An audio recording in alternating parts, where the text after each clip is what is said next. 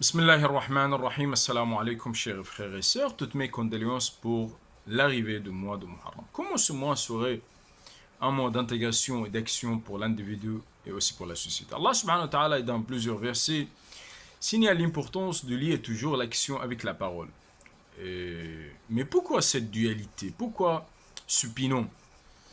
Lorsque ces deux choses, l'acte avec la parole, c'est-à-dire le côté théorique avec le côté pratique, seront, on dit jumelés, seront toujours liés, elles réaliseront pour l'individu une une approche qui le guide d'avoir des énergies et des puissances pour s'ouvrir sur le monde de la vérité, sur le monde de la science et de la savoir.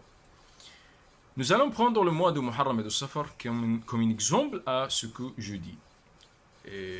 Ces deux mois, on acquiert un privilège particulier chez les musulmans et surtout chez les chiites d'Ahlul Bayt alayhim salam. Et donc pour refléter leur amour et leur chagrin envers la tragédie de l'imam Hussein, la révolution de l'imam Hussein alayhi salam, on les trouve faire des rites husseinites comme s'appuyer le noir par exemple, faire des majlis, des rassemblements, faire des lamentations, de la poésie, et tout cela fait partie des rites qui ont pour but de transmettre le message de l'imam al-Hussein alayhi salam.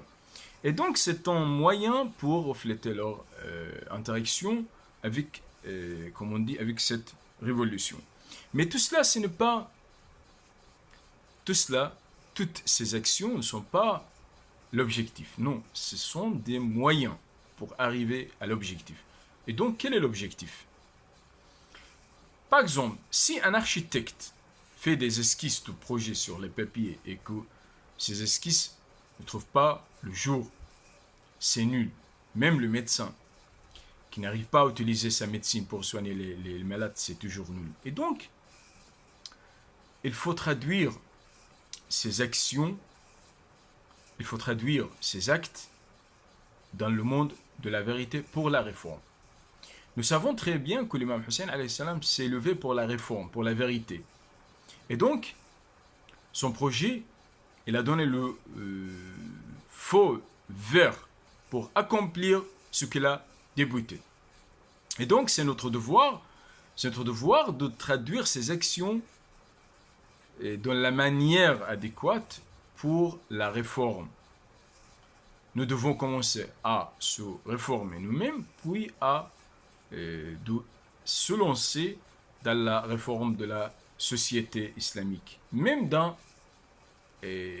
pour se lancer dans la réforme de toutes les sociétés, parce que le message de l'imam Hussein n'était pas un message qui était relatif aux musulmans, non, c'est un message qui était relatif à tout le monde.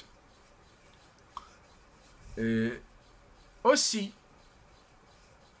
cette période qui se trouve entre le martyre de l'imam Hussein alayhi salam et jusqu'à la réapparition de l'imam Mahdi alayhi salam, c'est une période de responsabilité, c'est notre responsabilité d'agir pour transmettre la vérité, pour défendre la vérité pour laquelle l'imam Hussein alayhi salam s'est levé et s'est sacrifié. C'est une période très importante qui vraiment alors prépare la venue de l'imam al-Mahdi Ajjalallah ta'ala farajahu sharif, parce que ce que l'imam Hussein alayhi salam avait débuté, il sera accompli par l'imam al-Mahdi Ajjalallah ta'ala farajahu al-sharif. Il y a 4 points essentiels qui concernent la cause de l'imam Hussein alayhi salam. Tout d'abord, la cause de l'imam Hussein, c'est une cause divine. C'est pour cela qu'on trouve que la cause est brillante jusqu'à maintenant. L'imam Hussein alayhi salam s'est sacrifié pour le message divin et Allah subhanahu wa ta'ala lui a accordé la perpétuité dans ce bas monde.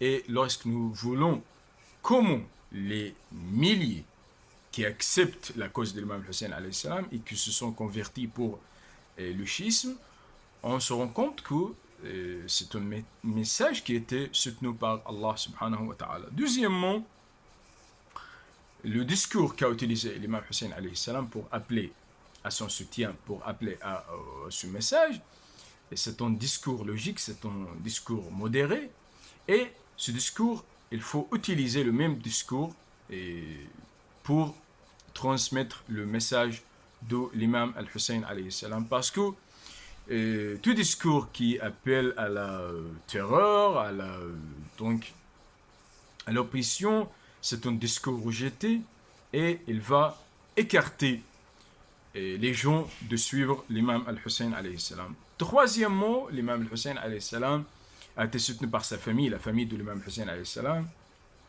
a vu dans son chef un leader mondial, et donc la famille a tout sacrifié pour lui, pour le soutenir, et il l'a soutenu par la manière la plus meilleure. Lorsqu'on trouve ce que Abu al-Fadl al-Abbas alayhi salam a donné, ce que Zainab, les enfants, les femmes, on rend compte que c'est une révolution qui a rejoint beaucoup de personnes. Ce n'est pas l'imam Hussein alayhi salam qui était seul dans cette révolution. Troisièmement, l'imam Hussein alayhi salam a été soutenu par ses partisans, qui sont les meilleurs partisans dans le monde, et sont même meilleurs et supérieurs aux partisans du prophète Muhammad sallallahu alayhi wa sallam, parce que l'imam Hussein alayhi salam aussi a rendu compte que plus de sa famille, il a besoin de partisans, des partisans qui donc avaient le même objectif, c'est de convaincre les ennemis de l'imam Hussein alayhi salam, les ennemis de l'islam, de la véracité de ce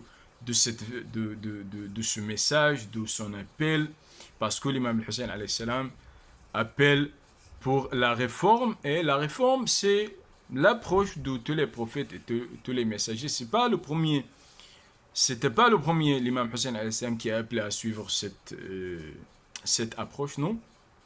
C'est l'approche qu'Allah subhanahu wa ta'ala a ordonné les prophètes et les messagers d'accomplir dans l'humanité. Merci.